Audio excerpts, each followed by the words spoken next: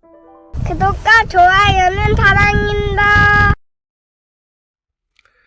여러분 반갑습니다. 말씀창고의 서현 목사입니다. 오늘도 시청해 주셔서 감사합니다.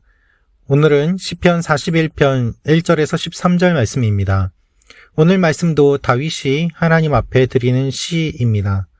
그런데 다윗의 시 지휘자를 위한 노래라고 표제에 기록되어 있습니다. 이것을 보면 다윗이 노래를 만들었고 이 노래를 통해서 하나님의 마음을 사람들에게 전달하려고 하였음을 우리가 생각해 볼 수 있습니다. 다윗은 어떠한 내용을 전달하려고 하였을까요? 오늘 말씀을 보면 하나님의 복을 받는 사람이 어떤 사람인지를 이야기하고 있습니다. 여러분, 어떤 사람이 하나님의 복을 받는 사람입니까? 오늘 1절 말씀을 보겠습니다. 가난한 사람들을 생각해 주는 사람은 복이 있습니다. 고통당할 때 여호와께서 그를 건지실 것입니다. 다윗은 이렇게 이야기합니다. 가난한 사람들을 생각해 주는 사람은 복이 있습니다. 가난한 자를 생각해 준다, 보살핀다 라는 말의 의미는 곰곰이 생각하다, 주의 깊게 본다 라는 의미가 담겨 있습니다. 따라서 구약 성경에서 가난한 사람, 억압받는 사람, 도움이 필요한 사람은 하나님의 관심을 받는 사람이고 하나님이 관심을 기울이는 그 사람들을 돌보고 보살피는 사람, 생각해주는 사람, 배려해주는 사람은 하나님의 복을 받을 것이라고 이야기를 하고 있는 것입니다. 2절입니다. 여호와께서 그를 보호하시고 살려주실 것입니다. 그가 땅에서 복을 받을 것이며 주께서 그의 적들의 뜻대로 그를 내주지 않으실 것입니다. 그가 아플 때 여호와께서 그에게 힘을 주시고 병상에서 일으켜 다시 건강하게 해주실 것입니다. 우리의 인생에는 여러 가지 원리가 있습니다. 그리고 영적인 일에도 영적인 원리가 있습니다. 하나님의 영적 원리는 무엇입니까? 복을 받기 위해서는 조건이 필요하다는 것입니다. 그 조건은 바로 가난한 사람들을 돕는 것입니다. 하나님께서 관심을 기울이시는 사람, 연약한 사람, 그들을 도울 때 하나님께서 그 도와주는 사람들을 보호하고 살려주신다고 말씀하고 있습니다. 여러분, 하나님께서 하나님을 대신해서 돌보는 그 사람들을 어째서 지켜주시 않겠습니까? 당연히 지켜주실 것입니다. 그가 아플 때에는 하나님께서 힘을 주시고 병상에서 일으키실 것입니다. 왜 그렇습니까? 그가 건강해야지 가난한 사람들을 도울 수 있기 때문입니다. 하나님께서 가난한 사람들을 도와주기를 원하십니다. 누구를 통해서 그 일들이 이루어집니까? 가난한 사람들을 돕는 그 사람들의 손과 발을 통해서 하나님의 뜻이 이루어집니다.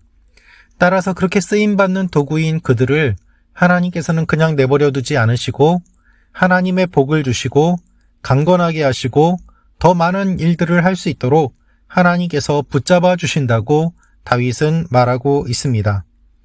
여러 일들을 경험하면서 다윗은 이와 같은 영적인 원리를 깨닫고 확인하게 되었습니다.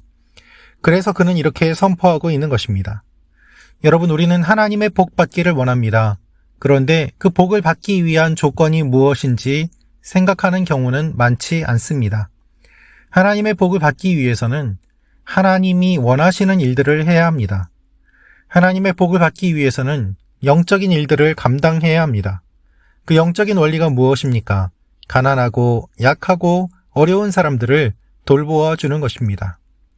우리는 흔히 이렇게 이야기합니다. 하나님, 나도 가난합니다. 왜 나는 돌보아 주지 않으십니까?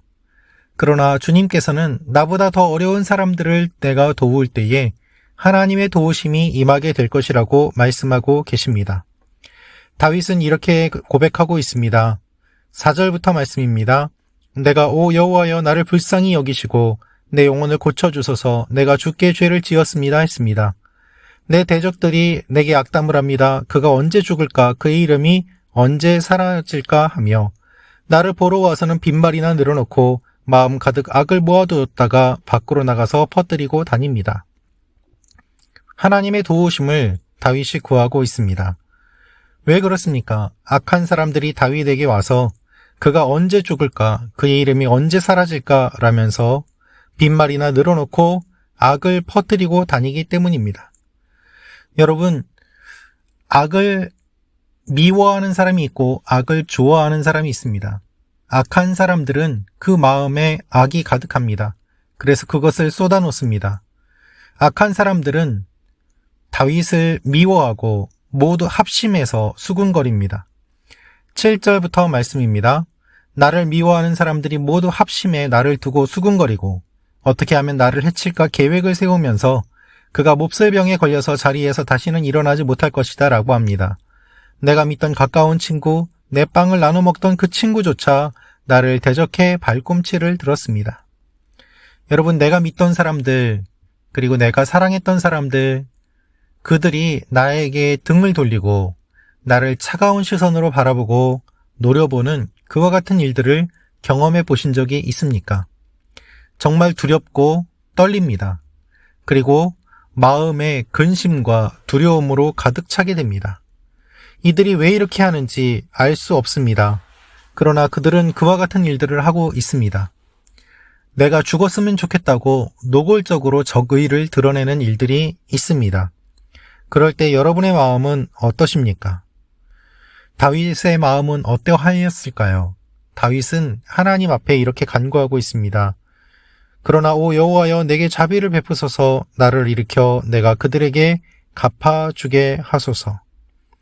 하나님 앞에서 그는 이렇게 기도합니다. 내가 갚아주도록 하여 주옵소서. 하나님, 나의 신실함을 기억해 주십시오.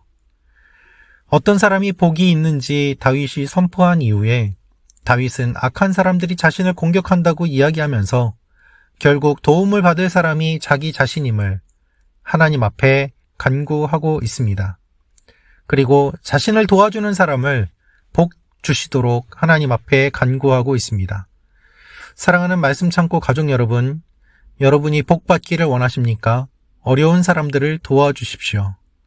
이상하지요? 어려운 사람들은 끊임없이 계속해서 생겨납니다. 그리고 내가 도와주면 도와줄수록 어려운 사람들이 자꾸만 더 눈에 보이기도 합니다. 그러나 그것은 하나님의 은혜입니다. 하나님께서 그 일들을 통하여서 나에게 복 주시기를 원하시는 것입니다. 어려운 사람들을 도우면 그 사람들이 갚지 못한다고 하더라도 하나님께서 갚아주십니다. 그러므로 우리가 기도해야 될 것은 하나님 앞에서 선을 행하고 주님, 작은 선이라도 행하여 싸우니 그것이라도 기억하여 주옵소서라며 하나님의 은혜를 간구하는 수밖에 없습니다. 그럴 때 하나님께서 우리의 기도를 들어주시고 하나님의 복을 우리에게 주실 것이기 때문입니다. 악한 사람들이 있습니다. 그리고 우리를 사로잡는 두려움이 있습니다. 그럴 때 우리를 살려주는 그 능력은 어디에서 옵니까? 우리가 평소에 베풀었던 친절과 선행과 연약하고 낮은 자들에게 베풀었던 작은 실천이 우리를 지지해주고 붙잡아 줍니다. 작은 자들에게 냉수 한 그릇 준 것으로 인하여서 주님의 칭찬을 받는 것처럼 하나님께서는 우리가 작은 사람들에게 관심을 기울이고 그들에게 사랑의 손길을 내밀기를 원하고 계십니다. 오늘 여러분들께서 여러분들 주위에 그런 사람들을 보신다면 그냥 지나치지 마시고 작은 사랑을 베풀어 보십시오. 잊었던 사람들, 오랜만에 기억나는 사람들, 하나님께서 기억나게 하시는 사람들, 그들을 위해서 기도하시고 그들의 필요를 작은 것이나마 채워줘 보십시오. 하나님께서 여러분들에게 더욱더 놀라운 것들로 갚아주실 것입니다. 그것이 하나님의 약속이고 영적인 원리입니다. 이 영적인 원리를 누리며 살아가는 여러분과 제가 되기를 원합니다. 추워지는 가운데 주님의 사랑이 점점 우리를 통하여서 세상에 퍼져나가는 그와 같은 일들이 일어나기를 기도합니다. 기도하겠습니다. 살아계신 아버지 하나님, 우리가 영적인 원리에 따라 살아가게 하여 주옵소서. 말씀 참고 가족 여러분 한 분 한 분이 이 영적인 원리를 따라 살게 하시고 어려운 사람, 가난한 사람들에게 관심을 기울이게 하시며 하나님의 복을 받는 일들이 일어나게 하여 주옵소서. 우리를 통하여서 하나님의 사랑이 퍼져나가는 일들이 일어나게 하여 주옵소서.